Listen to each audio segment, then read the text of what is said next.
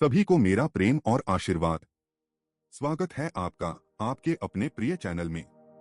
यह चैनल आपके लिए केवल एक प्लेटफॉर्म नहीं है, बल्कि एक ऐसा माध्यम है जो आपको आध्यात्मिक ज्ञान, धार्मिक प्रेरणा और जीवन के अनमोल सत्य तक पहुंचाने का कार्य करता है।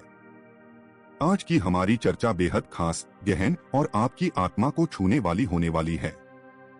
भक्तों, यदि आप सच्चे दिल से भगवान में आस्था रखते हैं, चाहे वह श्री कृष्ण हो, माँ दुर्गा हो, शिव शंकर हो या कोई भी देवी देवता, तो आज का यह संदेश आपके लिए है।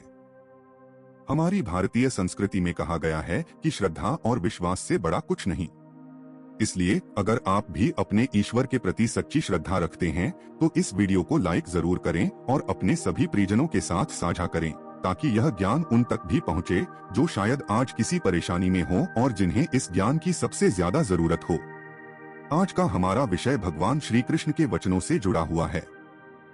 भगवद गीता, जो स्वयं भगवान श्री कृष्ण द्वारा अर्जुन को दी गई थी, केवल एक पुस्तक नहीं है, बल्कि यह जीवन का दर्पण है।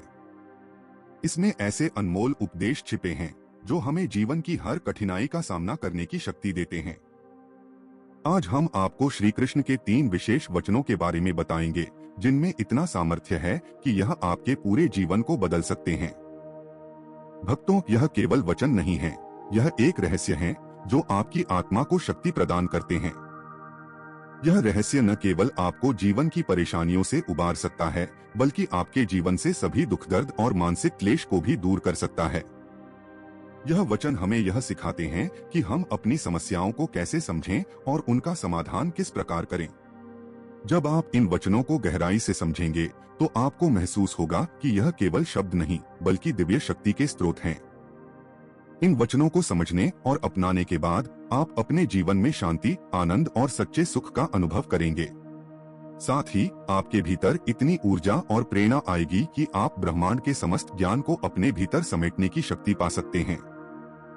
यह ज्ञान आपको केवल भौतिक समस्याओं का समाधान ही नहीं देगा, बल्कि आपको आत्मिक उन्नति और ईश्वर के निकट पहुंचने का मार्ग भी दिखाएगा। तो भक्तों, हमारे साथ अंत तक जुड़े रहिए, क्योंकि यह ज्ञान न केवल आपके लिए है, बल्कि यह एक अमूल्य धरोहर है जिसे आप अपनी आने वाली पीढ़ियों तक भी पहुंचा सकते हैं। इस वीडियो में जो बातें आप जानने वाले हैं, वे आपकी आत्मा को सशक्त करेंगी और आपको जीवन के हर मोड़ पर सही दिशा दिखाएंगी। आइए अब बिना देर किए हम इस अनमोल यात्रा की शुरुआत करते हैं। आप तैयार हैं? तो भक्तों, चलिए एक पुरानी और प्रेरणादायक कथा के माध्यम से समझते हैं कि श्री कृष्ण के 3 वचन हमें अपने जीवन में क्या सिखाते हैं और किन बातों से हमें सावधान रहना चाहिए। कहानी की शुरुआत होती है एक सन्यासी से, जो जंगल के बीचों बीच एक कुटिया में रहते थे। वह अपनी साधना और तपस्या में लीन रहते थे। उनकी साधना इतनी गहन थी कि उन्होंने अनेक दिव्य शक्तियां प्राप्त कर ली थीं। उनकी साधना का उद्देश्य था संसार की समस्याओं का समाधान और मानव जाति का कल्याण। धीरे धीरे उनकी प्रसिद्धि दूर दूर तक फैलने लगी। जंगल के आसपास के गांवों में लोग उनकी तपस्या और चमत्कारी शक्तियों के बारे में चर्चा करने लगे। लोग अपनी समस्याओं का समाधान पाने के लिए उनके पास आने लगे। कोई अपनी बीमारियों के लिए, तो कोई अपनी गरीबी और मानसिक कष्टों के लिए। सन्यासी हर किसी की समस्या सुनते और अपनी साधना से प्राप्त ज्ञान और शक्ति से उनका समाधान कर देते। लेकिन इस सब के बावजूद वे हमेशा सरल, शांत और विनम्र बने रहे। यह बात एक दिन उस राज्य के राजा तक भी पहुंची। राजा स्वयं बहुत बुद्धिमान और न्यायप्रिय थे, लेकिन उनके मन में हमेशा यह जिज्ञासा रहती थी कि ईश्वर के सत्य को कैसे समझा जाए। जब राजा ने सन्यासी की महिमा के बारे में सुना, तो उन्होंने उनसे मिलने का निश्चय किया। एक दिन राजा अपनी सेना और मंत्री मंडली के साथ जंगल पहुंचे। लेकिन सन्यासी के पास पहुंचने पर उन्होंने देखा कि वह साधारण वस्त्रों में, साधारण कुटिया में बैठे हुए बिल्कुल निश्चल और शांत थे। राजा ने उनके सामने सिर झुकाया और कहा, हे महान तपस्वी, मैंने आपकी महिमा के बारे में बहुत सुना है। कृपया मुझे बताइए कि मैं अपने राज्य को और भी बेहतर कैसे बना सकता हूँ और अपने जीवन को सार्थक कैसे कर सकता हूँ। सन्यासी ने राजा को देखा और मुस्कुराए। उन्होंने कहा, राजन, आपका यह प्रश्न अत्यंत महत्वपूर्ण है, लेकिन इसका उत्तर आपको श्री कृष्ण के वचनों में मिलेगा। राजा ने विनम्रतापूर्वक पूछा, कृपया मुझे उन वचनों के बारे में बताएं। मैं श्री कृष्ण की शिक्षाओं को अपने जीवन में उतारना चाहता हूँ। सन्यासी ने राजा को आसन पर बैठने के लिए कहा और बोले, मैं आपको एक कहानी सुनाता हूँ जिसमें श्री कृष्ण के वचन छिपे हुए हैं। यदि आप इसे गहराई से समझेंगे तो यह आपकी न केवल व्यक्तिगत समस्याओं का समाधान करेगा बल्कि यह आपके राज्य को भी आदर्श बना देगा। सन्यासी ने कहना शुरू किया, राजन, श्री कृष्ण के 3 वचन हमें जीवन के 3 सबसे बड़े दोषों से बचने की सीख देते हैं। पहला है अहंकार, दूसरा है लालच और तीसरा है मोह। ये तीनों ही दोष मानव जीवन को बर्बाद कर सकते हैं। मैं आपको इन दोषों को एक छोटे से प्रसंग के माध्यम से समझाता हूँ। इसके बाद सन्यासी ने एक किसान की कहानी सुनाई जो अपने खेत में दिन रात मेहनत करता था। एक दिन किसान ने अपने खेत के पास एक चमकती हुई चीज देखी। उसने खुदाई की और उसे एक स्वर्ण मुद्रा मिली। वह मुद्रा देखकर किसान की आंखें चमक उठीं। अब उसकी मेहनत का उद्देश्य बदल गया। वह और अधिक स्वर्ण मुद्राएं पाने के लालच में हर रोज उस स्थान को खोदने लगा। किसान का लालच इतना बढ़ गया कि उसने अपने परिवार और अपने खेत की देखभाल करना भी छोड़ दिया। धीरे धीरे उसकी फसलें बर्बाद हो गई और उसका परिवार भूखा रहने लगा। अंततः किसान ने सब कुछ खो दिया। सन्यासी ने समझाया, राजन, किसान की यह कहानी हमें श्री कृष्ण का पहला वचन सिखाती है, लालच को त्यागो। जब इंसान लालच करता है तो वह अपनी प्राथमिकताओं को भूल जाता है और अपने आसपास की खुशियों को खो देता है। राजा यह सुनकर बहुत प्रभावित हुए। उन्होंने पूछा, और दूसरा दोष अहंकार, उसे कैसे समझा जाए? सन्यासी ने एक और कथा सुनाई जिसमें एक विद्वान ब्राह्मण था जो अपनी विद्वता पर बहुत गर्व करता था। लेकिन एक दिन एक साधारण से व्यक्ति ने उसे ऐसी बात सिखाई जो उसकी सारी विद्वता को व्यर्थ साबित कर गई। वह व्यक्ति कोई और नहीं बल्कि स्वयं श्री कृष्ण थे। राजन, श्री कृष्ण का दूसरा वचन है, अहंकार मत करो। अहंकार सबसे बड़ा शत्रु है। यह हमें सत्य और ईश्वर से दूर कर देता है। सन्यासी ने अंत में तीसरे वचन की व्याख्या की, मोह को त्यागो। मोह हमें इस संसार में बांधता है और हमारे आत्मिक विकास में बाधा डालता है। उन्होंने राजा से कहा, राजन, जो व्यक्ति इन 3 दोषों से बचता है वह न केवल अपने जीवन को सार्थक बनाता है बल्कि दूसरों के लिए भी प्रेरणा का स्रोत बनता है। भक्तों, यह कहानी हमें यह सिखाती है कि यदि हम श्री कृष्ण के इन 3 वचनों को अपने जीवन में उतार लें तो हमारी हर समस्या का समाधान संभव है। लालच, अहंकार और मोह से बचकर ही हम सच्ची शांति और आनंद पा सकते हैं। तो आइए इस दिव्य ज्ञान को अपने जीवन में अपनाएं और इसे दूसरों तक भी पहुंचाएं। भक्तों, प्राचीन काल की एक रोचक और प्रेरणादायक कथा सुनिए। यह कहानी एक ऐसे नगर के बारे में है जो एक घने जंगल के पास बसा हुआ था। यह नगर छोटा था लेकिन इसके लोग सच्चे, सरल और मेहनती थे। अपने दैनिक जीवन में वे सुखी तो थे लेकिन कई समस्याओं का सामना भी करते थे। इस नगर के समीप जंगल के भीतर एक सन्यासी रहते थे। वे साधारण वस्त्र पहनते और एक छोटे से कुटिया में निवास करते थे। उनकी कुटिया बेहद साधारण थी, मिट्टी की दीवारें, एक छोटी सी खाट और कुछ साधारण बर्तन। लेकिन उनकी साधना और तपस्या की शक्ति असाधारण थी। यह सन्यासी कोई साधारण व्यक्ति नहीं थे। उन्होंने अपनी युवावस्था में ही संसार के सभी भौतिक सुखों और सुविधाओं को त्याग दिया था। उनका मानना था कि असली सुख ईश्वर की भक्ति और आत्मा की शांति में है। वे प्रतिदिन ध्यान और तपस्या में लीन रहते। कभी कभी वे घने जंगल में जाकर प्रकृति के साथ समय बिताते तो कभी कुटिया के पास बहने वाली छोटी सी नदी के किनारे बैठकर गहन चिंतन करते। उनकी तपस्या का प्रभाव इतना गहरा था कि उन्होंने अनेक दिव्य शक्तियां प्राप्त कर ली थीं।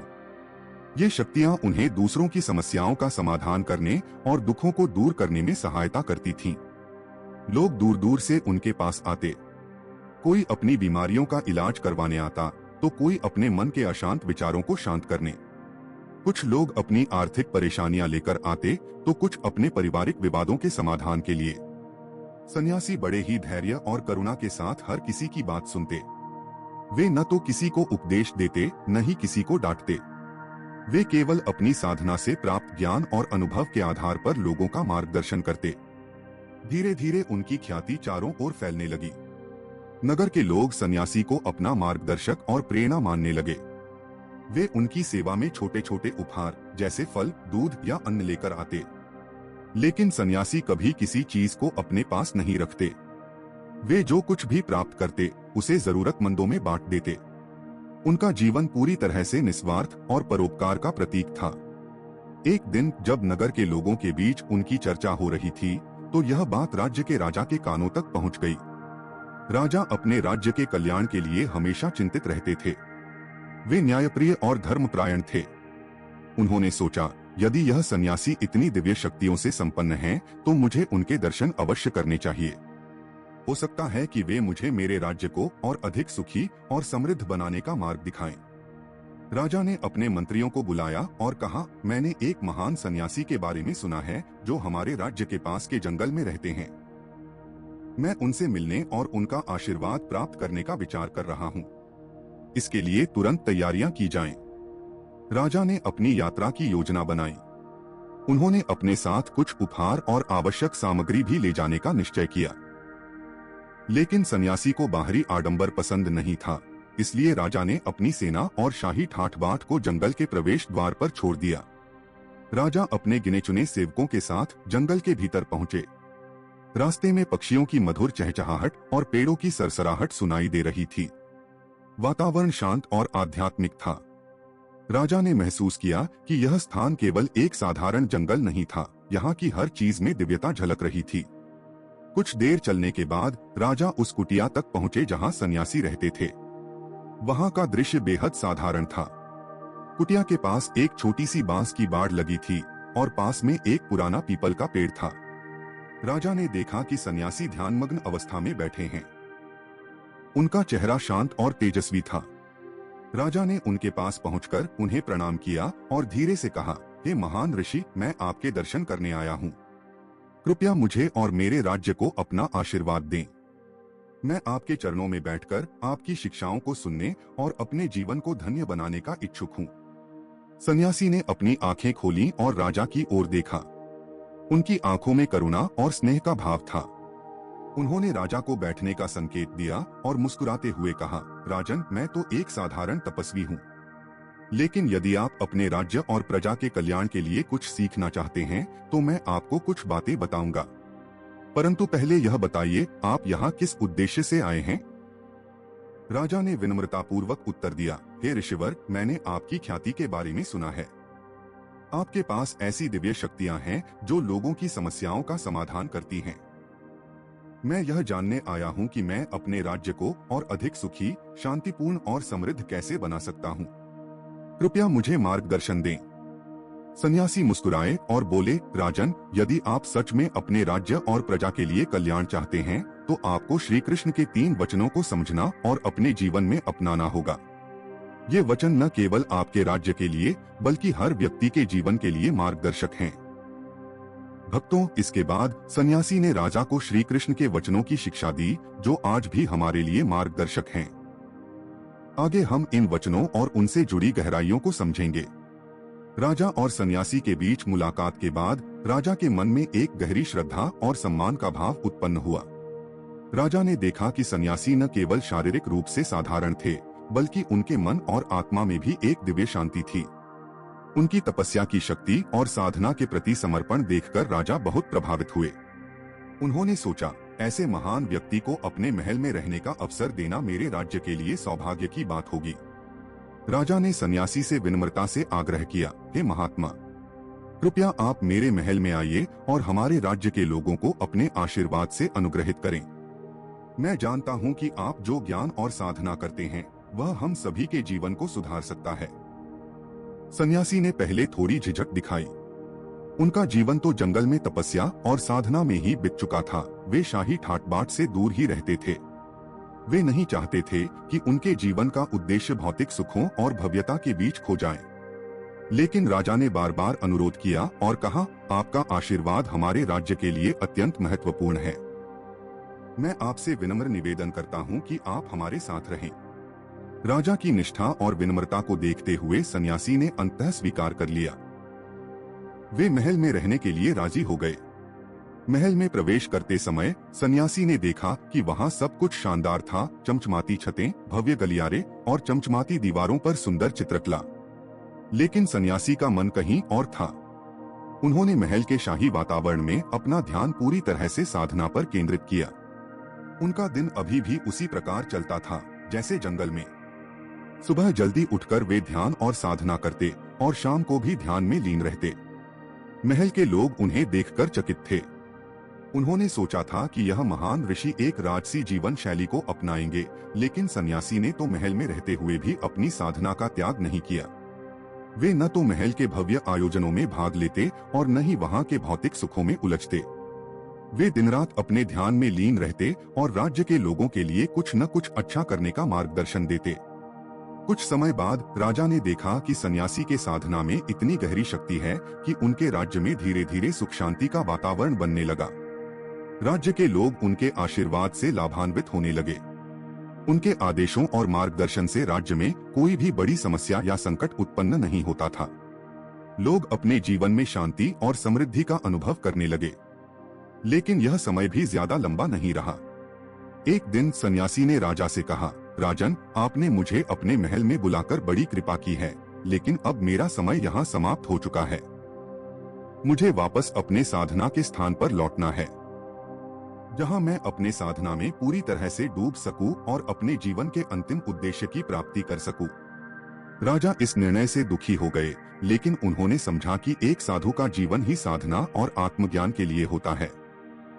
वे सन्यासी की इच्छा का सम्मान करते हुए उन्हें विदा देने के लिए तैयार हो गए। आपका आशीर्वाद और मार्गदर्शन हमेशा मेरे साथ रहेगा। मैं आपके प्रति हमेशा कृतज्ञ रहूंगा, राजा ने कहा। इस तरह सन्यासी ने महल छोड़ दिया और फिर से जंगल की ओर चल पड़े। राजा और राज्य के लोग उन्हें विदाई देते हुए यह समझ गए कि शांति और आत्मज्ञान का मार्ग साधना और त्याग से ही होता है। और इस कथा से हमें यह सीखने को मिलता है कि भौतिक सुख और भव्यता से ज्यादा महत्वपूर्ण है आत्मा की शांति और ईश्वर के प्रति समर्पण। यह भी दिखाता है कि जीवन में सच्चा संतोष और सुख तभी मिलता है जब हम अपने वास्तविक उद्देश्य को समझते हुए हर कार्य को साधना और ज्ञान के साथ करते हैं। पार्श्व संगीत हल्का और गंभीर, भावनाओं का उतार चढ़ाव महसूस होता है। स्पीकर। एक दिन राजा और रानी को एक महत्वपूर्ण काम से पड़ोसी राज्य जाना पड़ा। उन्होंने अपनी अनुपस्थिति में सन्यासी की सेवा का ध्यान रखने के लिए अपने एक भरोसेमंद नौकर को जिम्मेदारी सौंप दी। यह नौकर हर दिन समय पर सन्यासी को भोजन लाकर देता था और उन्हें हर आवश्यक वस्तु की आपूर्ति करता था। लेकिन एक दिन ऐसा हुआ जब वह नौकर अचानक बीमार पड़ गया। उसकी तबीयत इतनी खराब थी कि वह भोजन लेकर नहीं आ सका। सन्यासी इस बात से बिल्कुल भी परिचित नहीं थे और उनके मन में सिर्फ यह चिंता थी कि आज उनका भोजन क्यों नहीं आया। समय बीतता गया, लेकिन भोजन नहीं आया। भोजन के बिना कई घंटे बीतने के बाद सन्यासी का धैर्य टूट गया। उन्होंने सोचा, यह क्या हो रहा है? मुझे यह क्यों नहीं दिया गया? मेरे समय में कोई व्यवधान क्यों आ रहा है? उनकी आत्मा में सन्नाटा था और उनका मन विक्षिप्त होने लगा। यह पहली बार था जब उनका संतुलन टूटा था और उनका गुस्सा सामने आया। सन्यासी का गुस्सा तेजी से बढ़ने लगा। उन्होंने सोचा, जब कोई भव्य महल में रहता है तो उसे सब कुछ चाहिए, लेकिन यह नहीं हो सकता। अगर मैं भूखा हूं तो मुझे इसका एहसास क्यों नहीं हो रहा? यह तो बिल्कुल अस्वीकार्य है। राजा और रानी जब वापस लौटे तो उन्होंने देखा कि सन्यासी का मूड बहुत ही उखड़ा हुआ था। वे पहले की तरह शांत नहीं थे। उन्होंने सन्यासी से पूछा, महात्मा, क्या हुआ? आप परेशान क्यों हैं? सन्यासी ने गुस्से में कहा, राजन, जब मैं भूखा था और आपका नौकर भोजन लाने नहीं आया तो मैं बहुत देर तक परेशान हुआ। मुझे समझ नहीं आया कि यह कैसा दुर्भाग्य है। यह कैसे हो सकता है कि मुझे इतना कष्ट उठाना पड़ा? राजा और रानी बहुत हैरान हुए क्योंकि उन्होंने सन्यासी को कभी गुस्से में नहीं देखा था। वे सोच रहे थे कि यह तो उनके लिए एक महत्वपूर्ण पाठ होगा, एक ऐसा क्षण जब उन्हें अपनी साधना और तपस्या की वास्तविकता का सामना करना था। राजा ने बहुत धैर्य से उत्तर दिया, हे महात्मा, क्या आपको यह एहसास नहीं हुआ कि इस कठिन समय में आपने अपनी साधना और आत्मा के सत्य को खो दिया था? आप जैसे महान व्यक्ति जिनका जीवन पूरी तरह से त्याग और तपस्या पर आधारित है, उन्हें इस छोटी सी समस्या पर गुस्सा नहीं आना चाहिए था। यह तो केवल एक बाहरी घटना थी। असल में जो भीतर है वही आपके बाहर के अनुभवों को प्रभावित करता है। राजा के शब्दों ने सन्यासी को झकझोर दिया। उन्होंने सोचा, राजा की बात सही है। मैंने अपना आपा खो दिया। और यह सब मेरे भीतर की अस्थिरता का परिणाम था। इस घटना से सन्यासी को गहरी सीख मिली। उन्होंने यह समझा कि बाहरी परिस्थितियां चाहे जैसी भी हों, हमें अपने भीतर की शांति और संतुलन को बनाए रखना चाहिए। अगर हम अपने भीतर शांति नहीं रखते तो हम किसी भी परिस्थिति में अपने मार्ग से भटक सकते हैं। सन्यासी ने राजा और रानी से माफी मांगी और अपने गुस्से को नियंत्रित करने का संकल्प लिया। उन्होंने यह तय किया कि अब से वे केवल अपने भीतर की शांति पर ध्यान देंगे और कभी भी किसी बाहरी समस्या को अपने मन और आत्मा पर हावी नहीं होने देंगे। यह घटना उनके जीवन में एक महत्वपूर्ण मोड़ बन गई और इससे उन्हें यह समझने का अवसर मिला कि सच्ची साधना सिर्फ ध्यान और तपस्या में नहीं, बल्कि हर पल अपने भीतर की शांति को बनाए रखने में है। चाहे कितनी भी कठिनाइयां आएं, अगर हम अपना मानसिक संतुलन खो देते हैं तो हम अपनी साधना से भटक सकते हैं। पार्श्व संगीत धीमे लेकिन थोड़े नाटकीय तत्वों के साथ। स्पीकर। कुछ समय बाद राजा को एक और महत्वपूर्ण कार्य से पड़ोसी राज्य जाना पड़ा। इस बार उन्होंने रानी को सन्यासी की देखभाल की जिम्मेदारी दी। रानी ने वचन दिया कि वह हर दिन समय पर सन्यासी को भोजन भेजेंगी और उनकी आवश्यकता का ध्यान रखेंगी। लेकिन एक दिन ऐसा हुआ जब रानी को अपनी व्यस्तताओं के कारण भोजन भेजने की याद नहीं रही। समय बीतता गया लेकिन भोजन नहीं आया। सन्यासी भूख से परेशान हो गए और बहुत देर तक इंतजार करते रहे। उनका मन अशांत हो गया। फिर वे सीधे महल में गए, यह जानने के लिए कि भोजन क्यों नहीं आया। महल में प्रवेश करते ही उनकी नजर रानी पर पड़ी। रानी स्नान करके बाहर आ रही थीं। उनकी सुंदरता ने सन्यासी का मन मोह लिया। अब तक वह एक तपस्वी थे जिन्होंने संसार के सभी भौतिक सुखों को त्याग दिया था, लेकिन उस क्षण में रानी की सुंदरता ने उनका ध्यान भंग कर दिया। सन्यासी का मन विचलित हो गया। वह जो अब तक अपनी इच्छाओं पर पूरी तरह से नियंत्रण रखते थे, उस पल में उनका मन वासना से भर गया। उनका ध्यान पूरी तरह से रानी की ओर मुड़ गया और वह मोह और आकर्षण में फंस गए। उनके मन में यह विचार आया, यह कैसी सुंदरता है।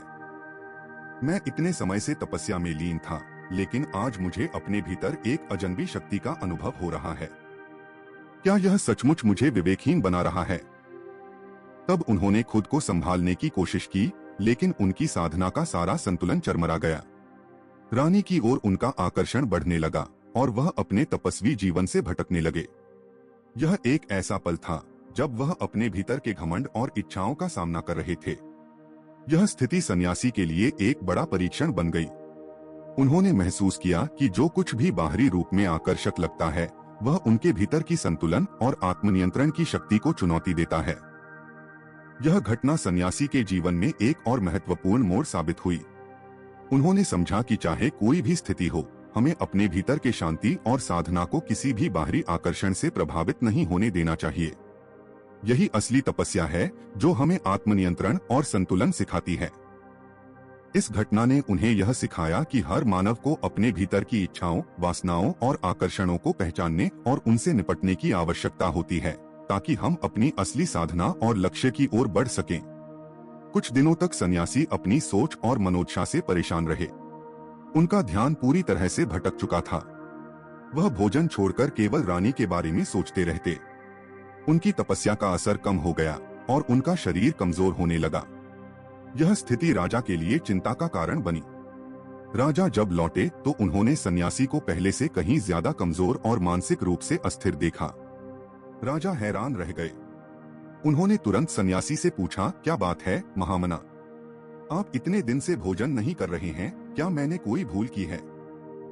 सन्यासी ने गहरी सांस ली और कहा, राजन, मुझे आपकी रानी से प्रेम हो गया है। मैं उसके बिना अब जीवित नहीं रह सकता। यह मेरी स्थिति है और मुझे लगता है कि अब मैं इस संसार से विमुक्त नहीं हो सकता। राजा यह सुनकर चौंक गए। उनके चेहरे पर हैरानी और गुस्से का मिश्रण था। उनके सामने एक बड़ा संकट खड़ा हो गया था। लेकिन राजा ने सोचा कि सन्यासी के साथ बुरा करना, उसकी हत्या करना, यह पाप होगा। वह धार्मिक दृष्टिकोण से यह स्वीकार नहीं कर सकते थे। राजा ने कुछ सोचकर निर्णय लिया और वे बोले, अगर तुम सचमुच इस स्थिति में हो तो मैं तुम्हारे रास्ते में कोई विघ्न नहीं डालूंगा। तुम मेरी रानी के साथ जा सकते हो।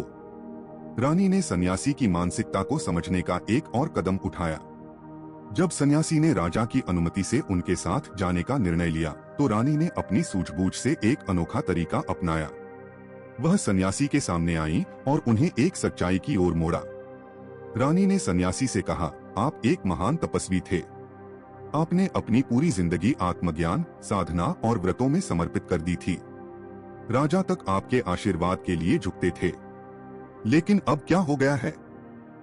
आप अपनी इच्छाओं और वासनाओं के गुलाम बन चुके हैं, जिन्हें आप कभी छोड़ने का प्रण किया करते थे।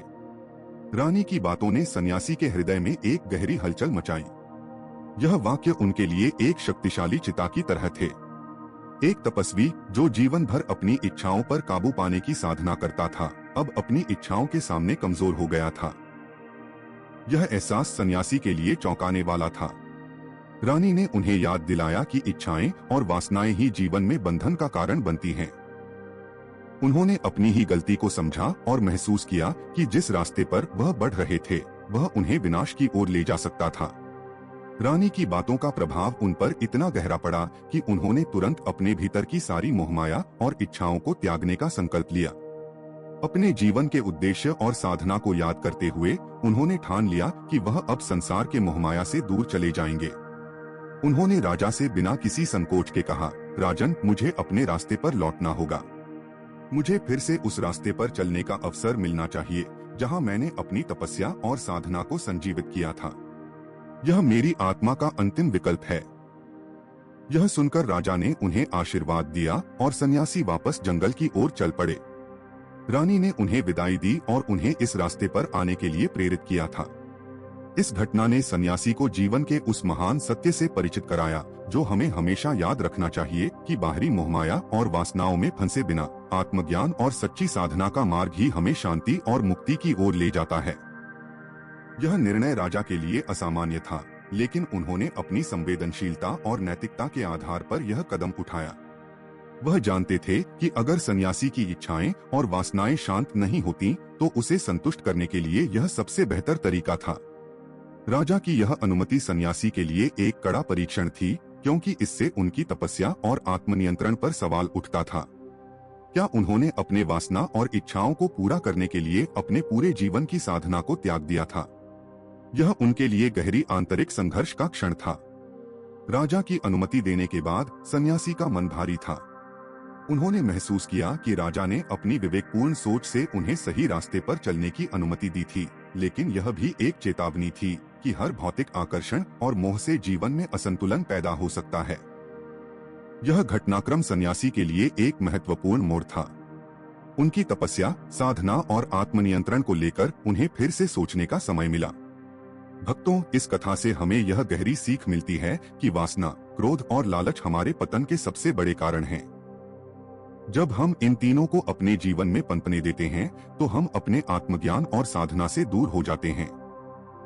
श्री कृष्ण ने गीता के 16वें अध्याय में कहा है कि यह तीनों नरक के द्वार हैं। यही वे द्वार हैं जो हमें भटकाते हैं और हमें असल रास्ते से दूर ले जाते हैं। वहां श्री कृष्ण ने बताया है कि इन तीनों दुष्ट गुणों के कारण ही इंसान अपने जीवन में तमाम परेशानियों का सामना करता है। जब हम अपनी इच्छाओं और वासनाओं के गुलाम बन जाते हैं तो हम अपनी आत्मा से दूर चले जाते हैं। क्रोध, वासना और लालच हमें सही मार्ग से भटका देते हैं और हमें अपने जीवन के उद्देश्य से विमुख कर देते हैं। वास्तव में यह तीन दोष सिर्फ हमारी भौतिक इच्छाओं से जुड़े होते हैं जो हमें शांति और संतुलन की ओर नहीं ले जाते। श्री कृष्ण ने हमें हमेशा यही सिखाया है कि इन दोषों पर नियंत्रण पाकर हम अपने जीवन को सही दिशा में ले जा सकते हैं। जब हम अपनी इच्छाओं, क्रोध और लालच को जीत लेते हैं तो हम आत्मज्ञान की ओर बढ़ते हैं। श्री कृष्ण की यह शिक्षा हमें यह समझने में मदद करती है कि जीवन में केवल आत्मनियंत्रण और सत्य के मार्ग पर चलने से ही हम सच्चे शांति और सुख की प्राप्ति कर सकते हैं। इसलिए हमें अपने अंदर के इन दुष्ट गुणों को पहचानकर उनसे दूर रहना चाहिए ताकि हम अपने जीवन को सही दिशा में ले जा सकें और प्रभु की कृपा प्राप्त कर सकें। तो भक्तों, हमें श्री कृष्ण के इन वचनों को अपने जीवन में अपनाना चाहिए। श्री कृष्ण ने हमें हमेशा यह सिखाया है कि हमारी इच्छाएं और वासनाएं हमें मोहित कर सकती हैं और हमारा ध्यान भटका सकती हैं। हमें अपनी इच्छाओं को काबू में रखना चाहिए और आत्मनियंत्रण के माध्यम से साधना के मार्ग पर चलना चाहिए। यह तभी संभव है जब हम अपने मन और इंद्रियों पर विजय प्राप्त करें। अगर एक महान सन्यासी जो वर्षों तक तपस्या और साधना में लीन था भी इन इच्छाओं के प्रभाव में आ सकता है, तो हम जैसे साधारण इंसानों के लिए यह और भी जरूरी हो जाता है कि हम इनसे बचें। यह हमें यह समझाता है कि हमारे जीवन में साधना, आत्मनियंत्रण और ईश्वर के प्रति सच्ची श्रद्धा सबसे महत्वपूर्ण है। हमारे जीवन का उद्देश्य केवल भौतिक सुखों की प्राप्ति नहीं है, बल्कि आत्मज्ञान की प्राप्ति और प्रभु के साथ संबंध को मजबूत करना है। इसलिए हमें अपने हर कदम को संयम, ध्यान और भक्ति से उठाना चाहिए। जब हम अपनी इच्छाओं पर काबू पाते हैं और अपनी साधना को प्राथमिकता देते हैं, तो हम भगवान श्री कृष्ण की कृपा के पात्र बन जाते हैं और जीवन में शांति, संतुलन और सुख की प्राप्ति करते हैं। अगर आपको यह वीडियो पसंद आई हो तो कृपया इसे लाइक करें और कमेंट बॉक्स में जय श्री कृष्ण लिखकर अपनी प्रतिक्रिया जरूर साझा करें। साथ ही को सब्सक्राइब करना न भूलें, ताकि आप हमारे आने वाले वीडियो को देख सकें और आध्यात्मिक ज्ञान प्राप्त कर सकें। अगली बार फिर मिलेंगे एक नई और ज्ञानवर्धक कहानी के साथ, जो आपके जीवन में और अधिक शांति और संतुलन लाए। धन्यवाद और श्री कृष्ण की कृपा आप पर सदा बनी रहे।